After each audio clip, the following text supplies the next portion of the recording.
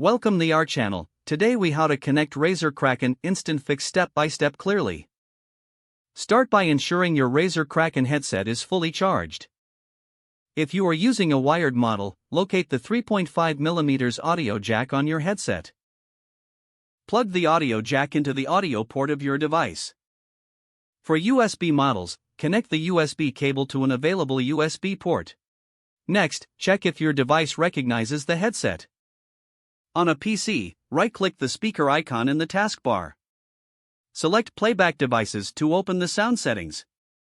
Look for Razer Kraken in the list of devices. If you see it, right-click and select Set as Default Device. If you don't see it, disconnect and reconnect the headset. Ensure the volume is up both on your device and the headset. If using wireless, power on the headset and enable Bluetooth on your device. Hold down the power button on the headset until you see the LED indicator. Search for devices on your device's Bluetooth settings. Select Razer Kraken from the list of available devices to pair.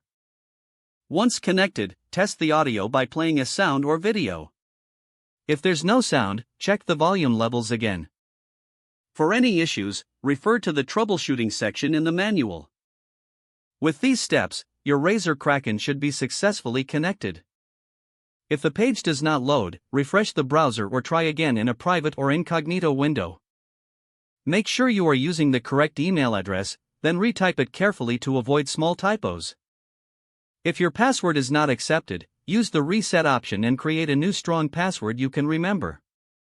Check your spam folder for verification or security emails, then complete any requested confirmation steps. Enable two-factor authentication if available to improve account security and reduce unauthorized access risk.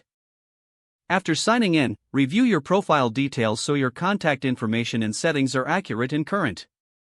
If you see an error message, note it down and try again after restarting your device and internet connection. Log out when you finish, especially on shared devices, to keep your account and payment information secure.